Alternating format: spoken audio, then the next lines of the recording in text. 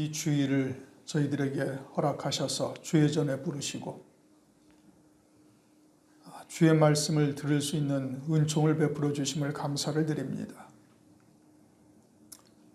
하늘에 속한 자가 되어 할례 받은 귀를 가지고 주님의 말씀을 들을 수 있는 저희들 되도록 은혜를 베풀어 주셨사온즉 이제 그와 같은 하나님의 말씀이 우리의 신비에 새겨지고 우리의 삶을 통해서 그리스도의 향기요 생명의 빛이 발할 수 있도록 은총을 더하여 주시옵소서. 믿음으로 받은 자마다 그에 합당한 믿음의 열매를 맺게 하셔서 하나님의 거룩하신 뜻이 하늘에서 이룬 것처럼 땅에서도 이루어지는 저희들 되도록 역사하여 주시옵소서. 오늘도 주의 성령께서 함께 하시고 또 인도하시고 은혜 베풀어 주시기를 원하오며 예수 그리스도의 이름으로 기도드립니다. 아멘. 오늘 이제 4장 17절부터 21절 말씀인데 온전한 사랑이 두려움을 내어 쫓는다. 지금 그 요한 1서를 들어오면서 계속 이제 사랑에 대해서 말씀하고 있죠. 특별히 4장에서는 더 말씀하고 있어요. 그러니까 이제 성경에서 말씀하시는 사랑이라는 의미가 무엇인지, 하나님은 사랑이시다. 처음부터 우리가 들은 소식이다.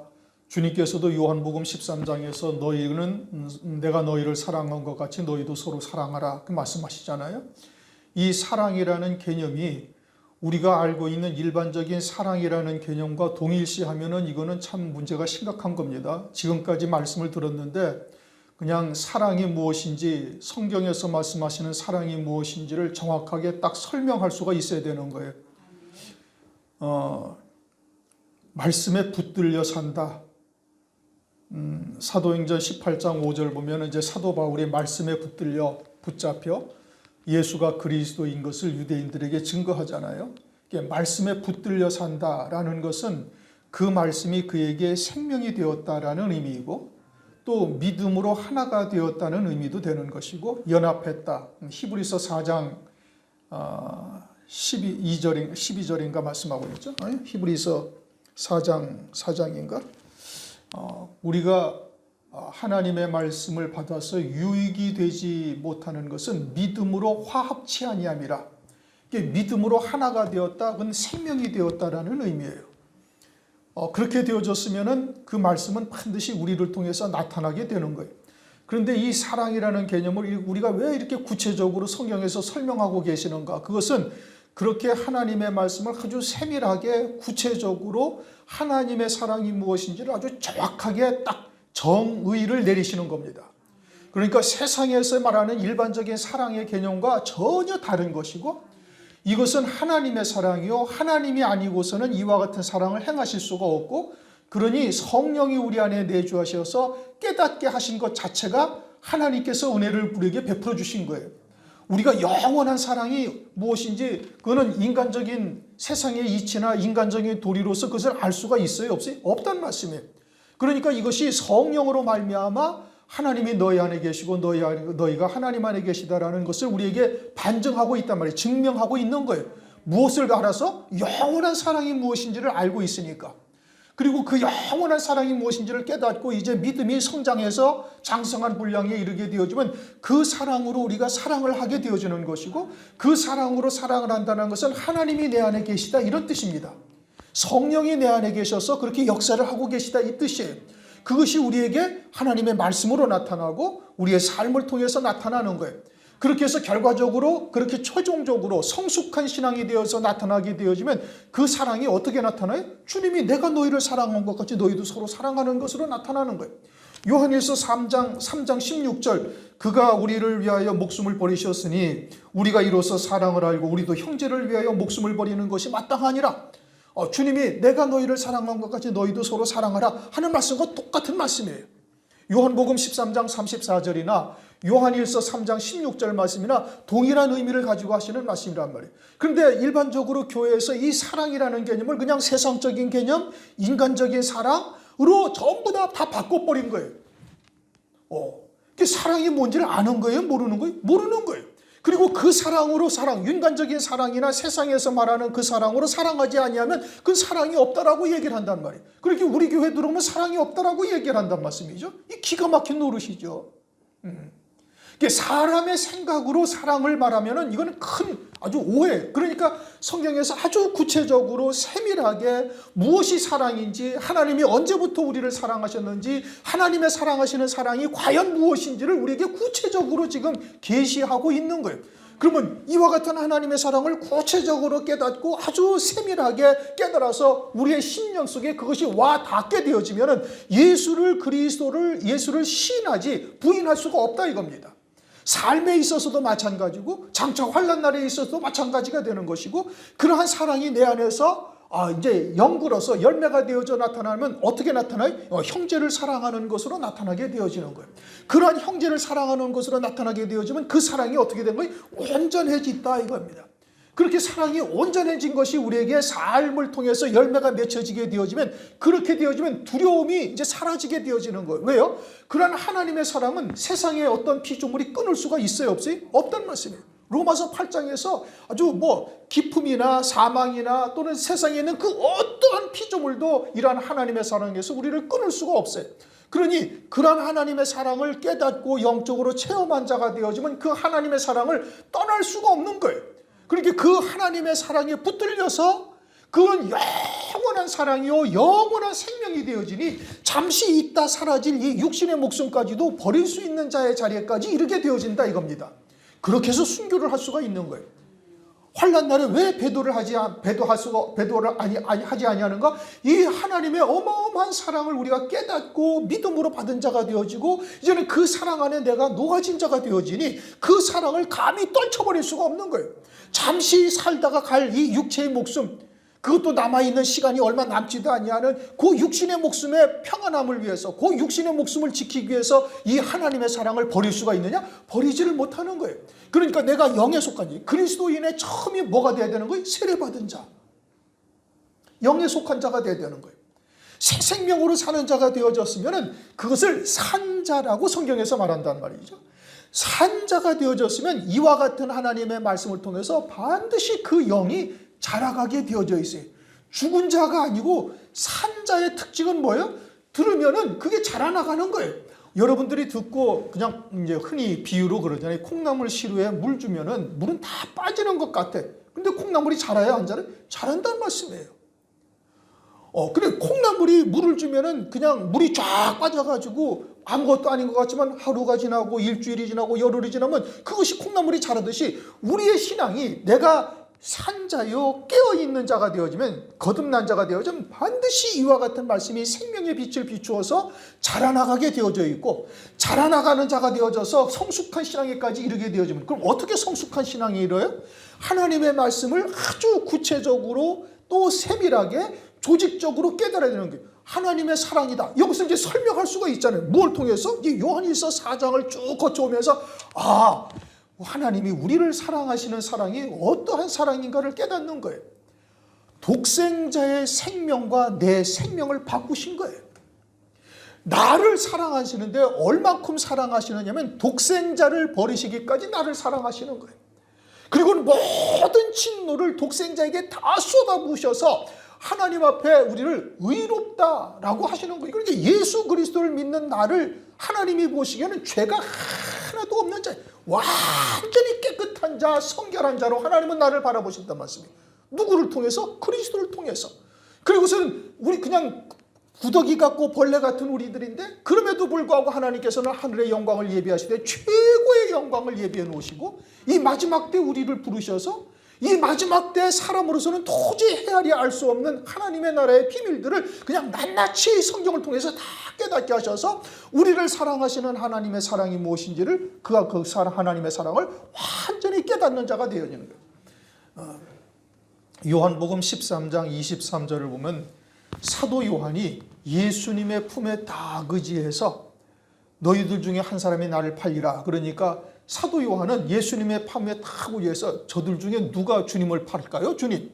그렇게 물어요. 자기는 절대 아니다 이겁니다. 왜요? 예수님의 사랑에 완전히 들어간 자가 되어졌으니 자기로서는 도저히 예수님을 떠날 수도 없고 배반할 수도 없고 부인할 수도 없고, 그러니 이제는 나머지 요 11명 중에 누가 주님을 팔까요?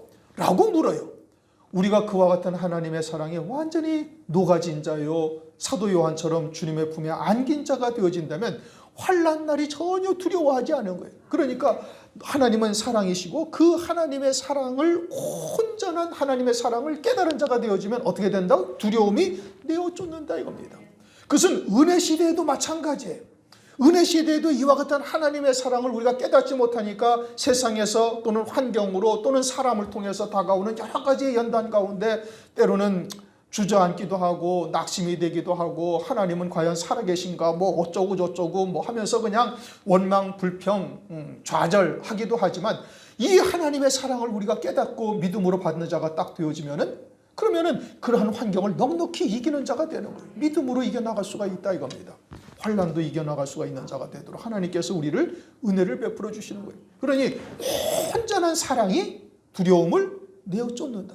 만약에 두려움이 우리에게 엄습한다면 그것은 하나님의 온전한 사랑이 무엇인지를 알지 못하는 자다 이겁니다. 그러면 어떻게 해야 돼? 다시 말씀을 읽어봐야 돼. 여러분 요한 1서를 계속해서 지금 아주 1장 1절부터 쭉 설명을 하잖아요. 요한 1서의 핵심은 뭐예요? 사랑이라니까요. 사랑이란 말이에요. 하나님의 사랑이란. 그러니까 그거에 대해서 아주 확고한 신앙을 딱 가지고 있어야 되는 거예요.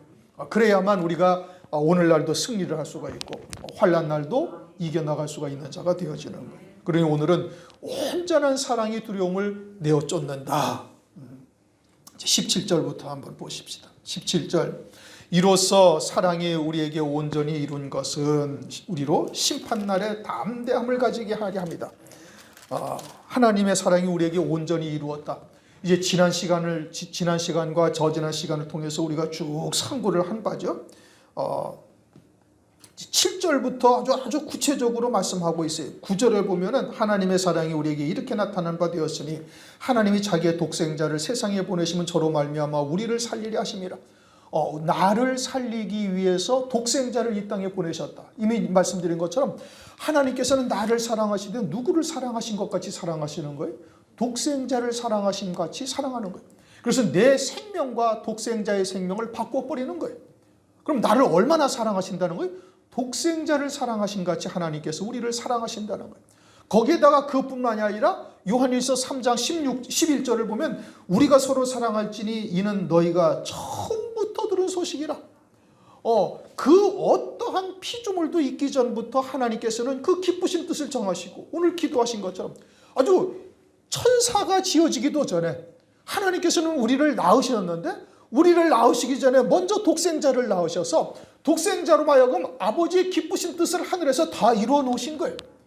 그리고는 우리를 낳으신 거예요. 그래서 우리로 하여금 하늘에 예비하신 저 영광을 이루시기 위해서 하나님의 그 기쁘신 뜻을 통해서 기쁘신 뜻을 이루어 가시기 위해서 하나님의 정하신 때 우리를 이 땅에 보내시고, 그리고 독생자로 이루신 구원 안에서 우리로 하여금 하나님의 기쁘신 뜻을 쫓아 나아갈 수 있도록 은혜를 베푸셨어요. 그게 하나님의 사랑이신 거예요.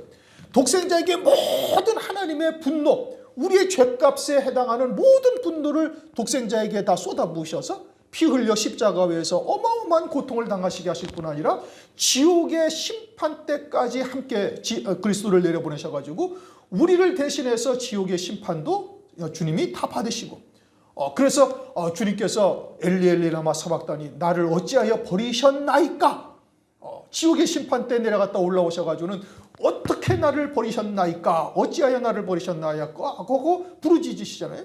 그것을 통해서 우리를 위하여 대속하시고 우리를 위하여 대신 형벌을 받으셨다라는 것을 우리가 확인할 수가 있는 거예요.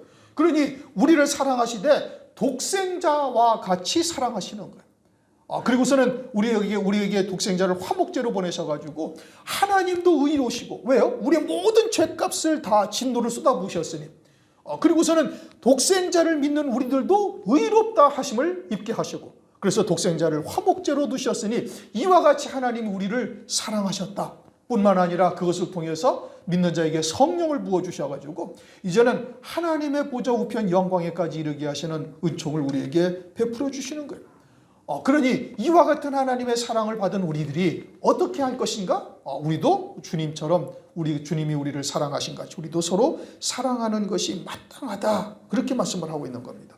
그러한 사랑이 우리 안에 온전히 이루어진 자가 되어지면은 그러면 어떻게 되는 거예요? 심판날에 담대함을 가진다 이겁니다. 왜요?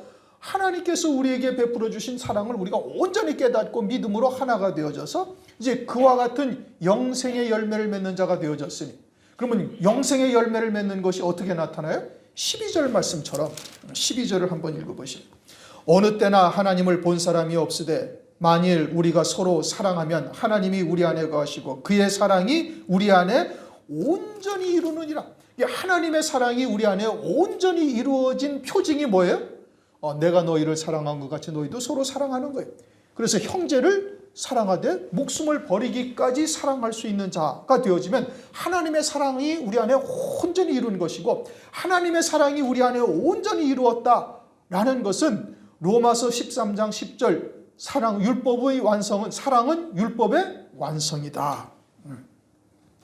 모든 율법을 다 이룬 것이 하나님의 사랑이죠. 율법의 궁극적인 목적이 뭐예요? 사랑이에요. 마태복음 22장 37절, 38절 이하에 말씀하고 있잖아요. 율법사가 주님에게 묻죠.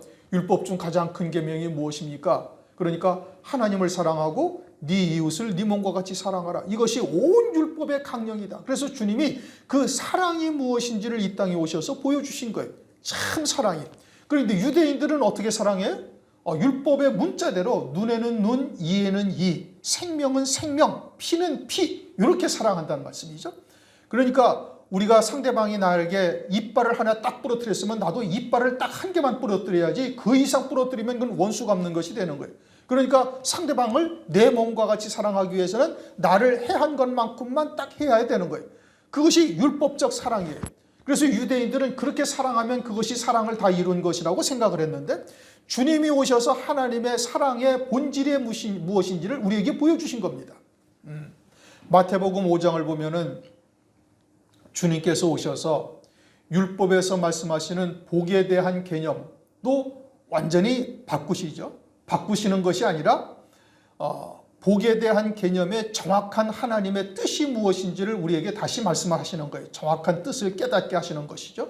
살인죄, 간음죄, 기도, 맹세, 모든 것을 아주 다시 주님이 하나님의 온전하신 뜻이 무엇인지를 알게 하셔요. 마찬가지로 율법의 모든 강령은 사랑인데 이 사랑의 온전하신 뜻이 무엇인지를 주님이 오셔서 보여주신 거예요. 어떻게? 내가 너희를 사랑한 것 같이 너희도 서로 사랑하라. 그렇게 해서 사랑의 참 뜻이 무엇인지를 우리에게 말씀해 주신 것이다. 보여주신 것이다 이겁니다.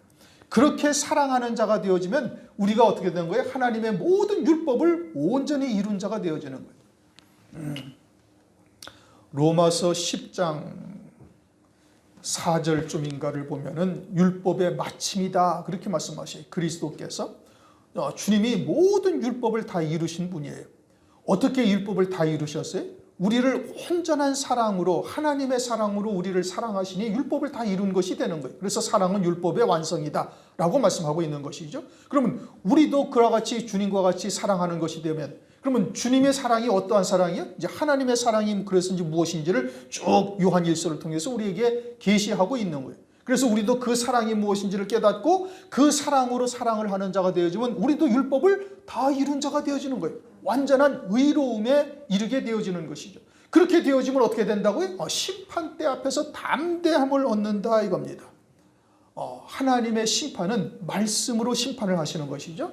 하나님의 말씀을 온전히 이룬 자가 되어졌느냐 아니냐 이것을 심판하시는데, 우리가 그러한 하나님의 사랑으로 사랑을 하는 자가 되어지면 모든 율법을 다 이룬 것이 되어지는 것이고 하나님의 뜻을 다 이룬 것이 되어지니 하나님의 그러한 심판대 앞에서 담대함을 가지게 되어진다라고 말씀을 하고 있는 겁니다. 그러면서 우리로 심판날에 담대함을 가지게 하려 함이니 주의 어떠하심과 같이 우리도 세상에서 그러하니라. 그러한 신앙은 세상이 관계할 것이 없는 자가 되는 것이죠. 주님께서 세상에 대해서 어떠하셨는가? 그것은 요한복음 14장 30절에 말씀하시는데, 이후에는 내가 너희와 말을 많이 하지 아니하리니 이 세상 임금이 오겠습니다. 그러나 저는 내게 관계할 것이 없으니. 세상 임금이 주님에게 관계할 것이 없다. 이 세상과는 주님이 전혀 상관이 없는 분으로서 사신 거예요. 주님은 이 땅에 육신을 입고 이 땅에 오셨지만 오직 아버지의 뜻만을 위해서 사셨어요. 그리고 세상의 모든 만물은 무엇을 위해서 존재하고 있어요? 하나님 아버지의 뜻을 이루기 위해서 존재하는 겁니다. 그리고 하나님께서는 온 천지 만물에 충만하시다. 에레미야 23장 24절에 말씀하고 있죠. 나 여호와는 온 천지에 충만하지 아니하냐. 그럼 하나님께서 온 천지에 충만하셔서 무엇을 이루고자 하시며 아버지의 뜻을 이루고자 하심인 거예요. 그러니 우리가 아버지의 뜻에 온전히 복종하는 자가 되어지면은 순종치 복종치 않는 것들을 벌하려고 예비하는 중에 있다. 고린도후서 10장 5절 6절 말씀이 그러하잖아요. 그래서 너희의 모든 생각을 사로잡아 그리스도 앞에 복종케 하라. 하나님께서 그러할 때 모든 복종치 않는 것들을 벌하려고 예비하는 중에 있다. 그러니 이 천지와 모든 만물은 아버지의 뜻을 이루기 위해서 존재하고 있고 그렇게 섭리하고 계시고 우리가 그런 아버지의 뜻에 온전히 믿음으로 하나가 되기를 하나님께서는 원하고 계시는 거예요. 그렇게 아버지의 뜻을 온전히 이루는 자가 되어지면은 모든 만물을 통해서 하나님이 그와 같이 역사를 하시는 것이죠. 그렇게 되어지면은 하나님의 뜻을 이룰 뿐만 아니라 세상에서도 주여 어떠하신가 같이 세상에서도 그러하다. 히브리서 11장 38절을 보면은 이런 사람은 세상이 감당치 못하도다 그렇게 말씀을 하고 있죠.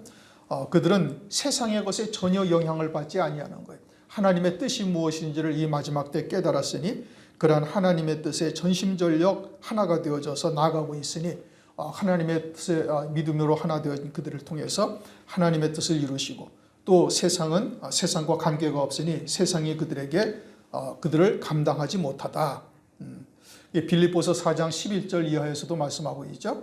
우리가 세상에 속한 것이 없으니 빈부나 귀천 또 궁핍이나 풍요로움에 일체의 비결을 배웠다. 사도 바울은 그렇게 말씀하고 있고 갈라디아서 6장 14절을 보면 세상이 내게 대하여 십자가에 못 박혔고 나도 또한 세상에 대하여 그러하다. 그와 같은 믿음의 자리에 우리가 다 설 수 있는 자가 되어야 되는 겁니다. 마태복음 6장에서 주님께서 주기도문을 주님이 이제 제자들에게 가르쳐 주시죠. 그러면서 그 일용할 양식을 구할 것을 말씀하시는데 그 일용할 양식이라는 것은 새 피조물로서의 일용할 양식을 말씀하고 있는 겁니다. 육신의 일용할 양식을 말하는 것이 아니다. 그래서 앞뒤로 너희는 먹을 것, 입을 것, 마실 것 이런 것은 구하지도 말라. 그러면서 그 주기도문을 제자들에게 가르쳐 주시고 그 이후에 마태복음 6장에 그 이후에 쭉 말씀하시기를 그냥 공중의 새도 하나님이 먹이시고 기르시는 것이 아니냐. 또 들의 풀을 봐라. 길쌈도 아니하되 하나님께서 다 입히시는 것이 아니냐. 하물며 너희들일까 보냐. 그러므로 너희들은 이런 것들은 아예 구하지도 말라라고 말씀하고 계세요. 사랑 안에 두려움이 없고 온전한 사랑이 두려움을 내어 쫓는다. 하나님의 사랑이 내게 온전히 이루어졌으면 세상이 두렵지 않다. 아예 세상에 관계할 것이 없죠. 세상에 대해서 세상에 속한 것도 없고 또 세상의 것을 위하여 살아가고 있지도 아니 세상의 왕이 우리에게 권세를 행할 것이 아무것도 없어지는 거예요. 그러니까 히브리서 11장 모든 믿음의 선진들 특히 아브라함은 어떻게 했어요? 이제 아주 이 땅에서 나그네로 외국인처럼 살고 오직 하늘 본향을 사모하며 믿음으로 살아가고 있잖아요. 그러면서 이 땅에 있는 것에 대해서 전혀 미련을 두고 있지 아니한 거예요. 그것은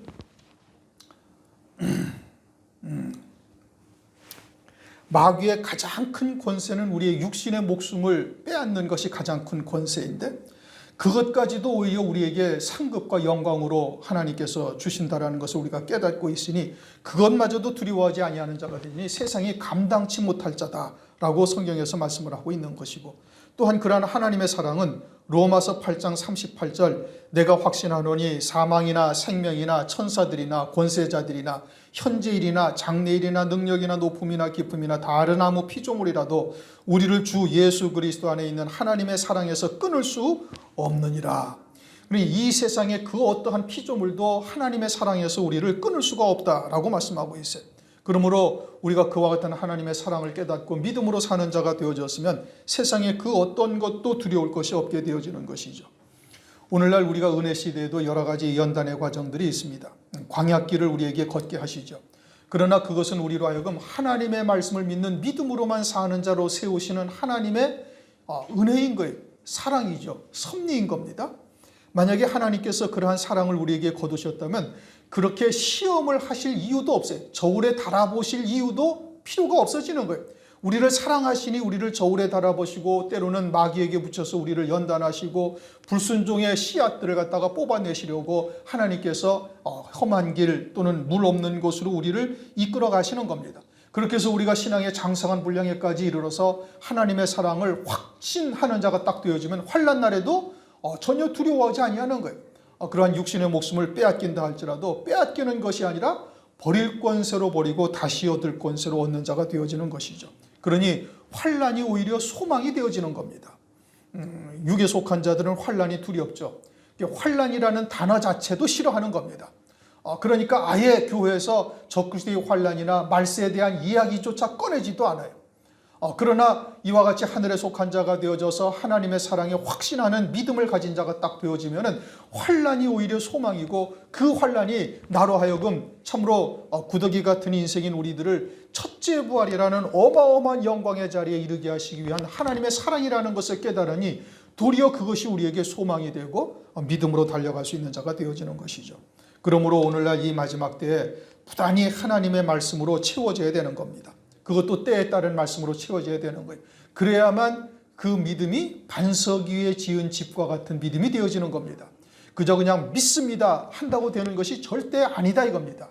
그냥 일반적으로는 교회에서 그냥 믿습니다 하면서 달려가면은 그것이 믿음인 줄 아는데 그러한 믿음은 환난이나 또는 어떠한 위경이 닥치면은 그냥 베드로처럼 손바닥 뒤집듯이 다 뒤집어 버리는 것이 그냥 일반적인 거예요. 그것은 아주 육에 속한 신앙이요 세속적인 신앙에서 나온 겁니다. 그런 사람들은 세상 것을 다 거두어 가면은 하나님이 사랑하지 아니하신다라고 생각을 하죠. 저주를 받았다고 생각을 하죠. 그럼 하나님께서 사랑하셔서 사랑하시는 자들을 아들처럼 대우하시는 역사를 깨닫지를 못하는 거예요. 히브리서 12장에 뭐라고 말씀하셨어요? 징계하심이 없으면은 그것은 하나님의 아들이 아니라 사생자다. 그러니 하나님의 아들들로 대우하는 자들에게는 반드시 하나님께서 채찍과 징벌하심으로써 그들을 온전케 하시는 역사가 있다는 것을 말씀하고 있는 겁니다. 그러므로 하나님의 말씀을 통해서 하나님의 사랑이 어떠한지를 우리가 보다 더 깊이 그리고 아주 세밀하게 깨달아서 반석 위에 지은 집과 같은 자가 딱 되어져야 되는 겁니다. 그러면서 두려움에는 형벌이 있습니다. 그게 무엇에 대한 두려움이죠? 세상에 대한 두려움인 겁니다. 마귀의 권세에 대한 두려움이죠. 그래서 때로는 환난 날에 여러 가지 연단의 과정을 거치게 되어지면서 이제 세상 것에 대한 미련을 하나님께서 끊어버리게 하시는 거예요. 그런데 이제 그와 같이 육에 속하여서 육신이 더 강하여서 그와 같은 것을 끊지 못한 자가 되어지면 마귀는 계속해서 그와 같은 세상에 속한 것 또는 육에 속한 것을 가지고 우리를 갖다가 시험하고 달아보는 겁니다. 그런 것으로 아예 빼앗아서 아주 세상의 것에 대한 아주 뭐라고 그럴까? 아주 한이 맺히게 해가지고 세상에서 아주 내가 한번 그런 것을 가지고서 일어서 보리라. 이와 같은 것을 마음을 가지고 모든 삶의 초점을 거기에다 맞추는 자 되기도 하고 또는 아주 풍요로움에 빠지게 해가지고 육신의 일락에 치우쳐서 거기에 빠져서 하나님 앞으로 나오지 못하게 하는 역사. 이와 같은 것이 다 마귀의 권세죠. 그러니 그러한 두려움을 가진 자들은 그러한 것에다 실족하여 넘어지게 되어지는 것이죠. 또 환난 날에는 이제 육신의 목숨까지도 위협하게 되는데 육으로 사는 자들은 가장 소중한 게 육신의 목숨이니 그러한 것에 그냥 실족하여 여지없이 넘어지는 자가 되는 겁니다. 이제 문제는 우리가 진리가 무엇인지를 안단 말입니다. 진리가 무엇인지를 알고 있어요. 그러나 하나님의 사랑 안에서 온전함에 이르지 못하게 되어지면은 환난 날에 이제 짐승표를 받지 아니하면 양식을 매매할 수도 없고 그리고 며칠든지 다 죽인다고 성경에서 말씀을 하고 있으니 그와 같이 육신의 목숨을 가지고 위협하고 협박하게 되어질 때 결국은 굴복하는 자가 되어지는 겁니다. 무엇 때문에? 이러한 하나님의 사랑에 대한 온전함에 이르지 못하는 자가 되어지면 두려워하게 되어지고 결국은 굴복하게 되어지고 짐승표를 받고 영원한 멸망에 처해지게 되어지는 것이죠. 그러므로 두려워하는 자는 사랑 안에서 온전히 이루지 못하였다 말씀하고 있는 겁니다. 온전히 이루기 위해서는 우리가 하나님의 말씀을 더 구체적으로 그리고 아주 세밀하게 깨달아서 하나님이 얼마나 우리를 사랑하시는지를 아주 잘 알 수가 있어야 되는 겁니다. 믿을 수가 있어야 되는 것이죠. 머리로서만 아는 것은 이것은 좀 그렇죠. 환난 날에 환난을 이길 수 있는 자가 절대 되지를 못합니다. 머리로 알고 말은 할 수가 있을지 모르지만 그것이 우리에게 생명으로 다가와 있지 아니하면 그러면 환난 날에 실족할 수밖에 없어요. 바리새인들이 행함으로는 따를 수가 없죠. 그러나 주님께서는 그들을 겉은 깨끗이 하되 속은 전혀 깨끗이 못하고 회칠한 무덤과 같다라고 책망을 하셔요. 그러므로 믿음으로 받지 아니하면 외적으로 말로는 나타날 수 있을지 모르지만 속은 완전히 빈 깡통이 되어지는 겁니다. 그러면 믿음으로 산다는 것이 무엇이냐? 우리가 믿음으로 하나가 되어졌다는 것이 무엇을 말하는가? 그 의미를 잘 깨닫고 그저 발걸음을 내디디면 되는 거예요. 여러분들은 이제 충분히 하나님의 말씀을 들어서 듣고 깨달은 자는 되었는데 이제 믿음으로 발걸음을 내디뎌야 되는 것이죠.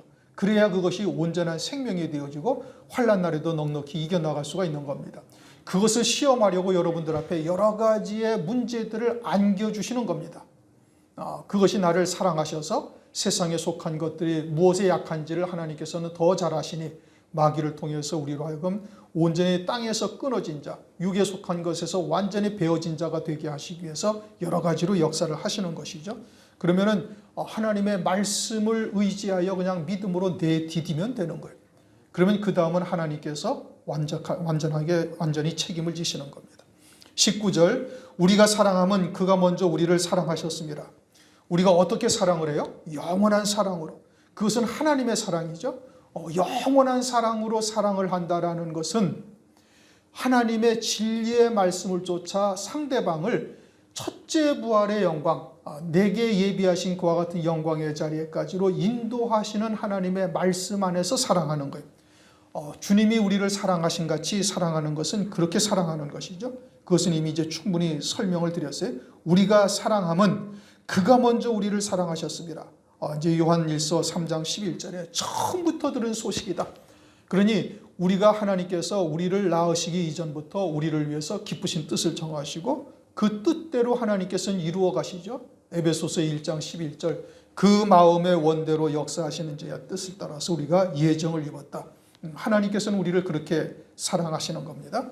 그렇게 사랑하시는데 하나님께서 우리를 사랑하셨습니다. 20절 누구든지 하나님을 사랑하노라 하고 하나님을 사랑한다라는 것은 하나님의 사랑이 무엇인지를 깨닫고 그 사랑 안에서 하나님을 사랑하는 거예요.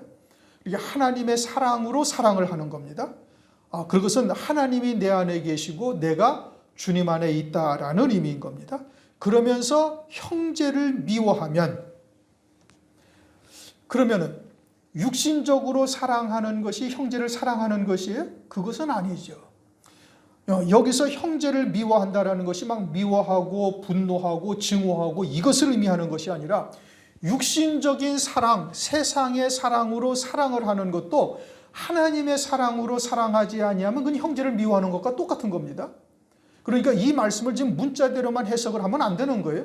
그러면 육신적으로 사랑하고 불쌍한 자 도와주고 과부와 고아를 갖다가 긍휼히 여기고 그러면은 그것이 다 하나님의 사랑으로 사랑하는 것이냐? 아니죠. 그것은 하나님의 사랑으로 사랑하는 것이 아니다 이겁니다. 그러면서 진리의 말씀에 대해서는 전혀 문외한이고 진리의 사랑으로 사랑하지 아니하면 그것은 형제를 미워하는 것과 똑같은 거예요. 이건 멸망길로 가는 것이죠.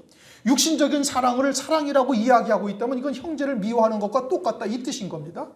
이 말씀이 좀 우리말로는 어폐가 있는데 무슨 의미인지 잘 깨달아야 되는 거예요. 우리가 하나님의 사랑이 무엇인지를 잘 깨닫고 그 사랑으로 사랑하지 아니하면 그거는 다 형제를 미워하는 거예요. 세상적인 사랑으로 사랑을 한다 할지라도 진리의 사랑으로 사랑하지 아니하면 그건 형제를 미워하는 겁니다. 그건 살인자와 다를 바가 하나도 없는 것이고, 그러면서 주님을 사랑한다고 이야기한다면 그것은 하나님의 사랑이 무엇인지를 전혀 깨닫지를 못하는 것이고, 그리고 이처럼 형제를 미워하면 이는 거짓말하는 자니 보는 바 형제를 사랑하지 않는 자가 보지 못하는 바 하나님을 사랑할 수 없느니라. 그러면서 자신은 하나님을 사랑한다라고 이야기를 한다면 그것은 뭐예요? 거짓말하는 자다라고 지금 말씀하고 있는 겁니다. 그러므로 우리가 진리를 왜 알아야 하는가는 아주 명확한 것이죠. 하나님을 온전히 깨닫지를 못한다면 우리가 그러한 하나님의 사랑으로 사랑을 할 수가 없는 것이고, 그러한 하나님의 사랑으로 사랑을 해야만 형제를 미워하는 것이 되지를 아니하는 거예요. 세상적인 사랑으로 사랑을 하면서 형제를 사랑한다고 이야기한다면 그것은 형제를 미워하는 것이요, 그것은 하나님을 사랑하지 아니하는 자다. 이 말이 좀 복잡하죠. 하나님의 말씀이 조금 어렵고 좀 복잡해요. 21절, 우리가 이 계명을 주께 받았나니 하나님을 사랑하는 자 또한 그 형제를 사랑할지니라. 요한복음 13장 34절에서 새 계명을 너희에게 주느니 서로 사랑하라. 내가 너희를 사랑한 것 같이 서로 사랑하라. 그렇게 말씀하셨죠. 주님의 사랑은 이 세상의 사랑이 절대 아니에요. 세상에서 사랑하는 사랑으로 사랑을 하면서 주님의 사랑으로 우리가 사랑을 하고 있다면 그것은 형제를 미워하는 것과 마찬가지고, 그것은 하나님의 뜻이 누구신지, 하나님의 말씀이 무엇인지, 하나님이 누구신지를 전혀 깨닫고 있지를 못하는 것이죠.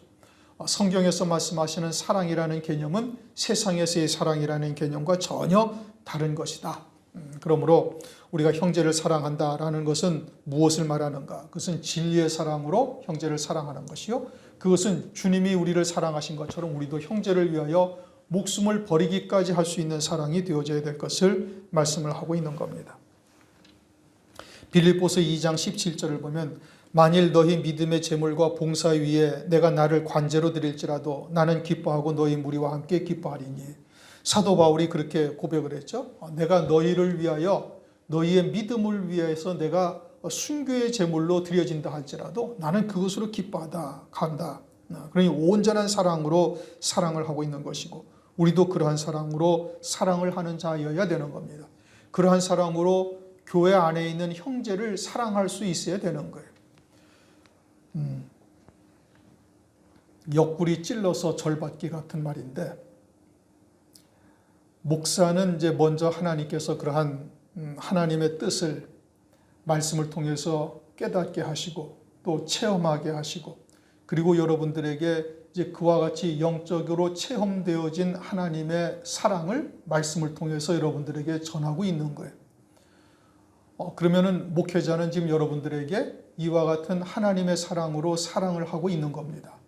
그러면 여러분들도 동일하게 그와 같은 사랑이 무엇인지를 깨닫고 사랑할 수 있어야 되는 것이고, 그 사랑이 목사를 사랑함으로부터 시작이 돼요. 하나님이 누구신지를 여러분들이 어떻게 알아요? 365일 동안 여러분들이 밤새워 철야기도 하면 하나님을 알 수가 있습니까? 하나님의 마태복음 1장 1절이라도 여러분들이 스스로 깨우쳐 나갈 수가 있겠습니까? 어려운 거예요. 모르죠? 하나님께서 특별한 뜻을 두신 분이 있으시다면 그렇게 깨달아 가셔서 하나님을 만날 수도 있겠지만은, 그러나 목사를 세우신 것은 하나님께서 그와 같은 지혜를 먼저 주셔서 하나님이 누구신지를 말씀을 통해서 체험하게 하시고, 그리고 그 사랑을 깨달아서 여러분들에게 전하고 있어요. 그러면 여러분들이 하나님을 목사를 통해서 그 입에 증거되는 말씀을 통해서 깨달았으니 보이는 형제를 사랑하는 자가 되어져야 보이지 아니하는 하나님도 사랑하는 자가 되는 거예요. 보이는 형제, 그것도 하나님이 누구신지를 알게 하는 주의 종을 사랑함이 그저 옆집 사람 보듯이 해가지고는 그거는 여러분들 신앙의 모습이 그 정도밖에 되지 않는다, 이 뜻인 겁니다. 우리가 진리가 무엇인지를 깨닫는다라면 그 진리를 통해서 진리를 증거하는 목회자가 얼마나 많은 과정들을 거쳤을까 여러분들도 생각을 해보시고, 그러한 연단의 과정을 여러분 대신해서 겪은 것과 다를 바가 하나도 없어요. 그러고서 주시는 말씀들을 여러분들에게 드린다면은, 그러면 여러분들이 그러한 말씀을 통해서 참 기쁘게 감사함으로 받되, 그러한 것이 목회자에게도 먼저 나타날 수가 있어야 되는 것이죠. 그것이 교회가 온전히 하나가 되어져야 그처럼 참으로 진리의 사랑으로 하나가 되어지고, 그것이 교회를 통해서 나타나는 것이 우선이 되어야 되는 겁니다. 여러분들이 교회에서는 그와 같은 신앙생활의 열매들이 맺혀지지 아니하는데 밖에서는 맺혀질 수가 있는가? 그것은 어불성설이죠. 있을 수가 없는 일인 겁니다. 여기서 신앙의 열매가 그렇게 맺혀진다 할지라도 밖에 나가면 그렇게 믿음으로 산다는 것이 쉬운 일이 아니거든요. 그러니 교회 안에서 그것이 생활화되어지고 그저 부지불식간에 그러한 믿음의 열매들이 나타나게 되어질 때 밖에서도 그러한 믿음의 열매가 나타나고 그리스도의 향기, 생명의 빛이 발해질 수가 있는 것이에요. 그러니까 교회를 통해서 그것이 아주 딱 몸에 뵐 수가 있어야 되는 겁니다. 목사를 섬기고 이웃을, 형제를 섬기고 여러분들한테 섬김을 받고자 하는 것이 아니고, 여러분들의 신앙생활이 어떻게 하여야 바른 신앙생활인가를 지금 말씀을 드리고 있는 거예요.